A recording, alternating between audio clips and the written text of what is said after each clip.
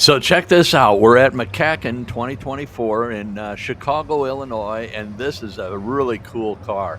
This is going across the auction block January of 2025. It's a 1965 Shelby Cobra, and this has a 427 engine. I'll get some more information. Maybe I can get some pictures off the internet. It's a famous car.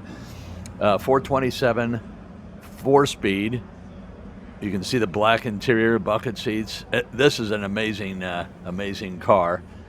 It's a competition Cobra, and they reproduced the vehicle. It's the original vehicle, from what I understand, but they reconditioned it and made it the way it looked back in 1965.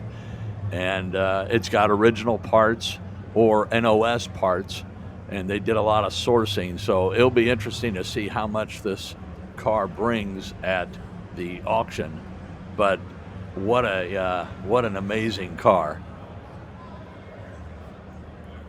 Piece of history here, so it's pretty darn cool.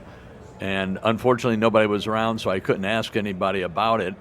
So I'll try to get some links and list those with the video description as well. But here's some additional information on that placard there on the floor.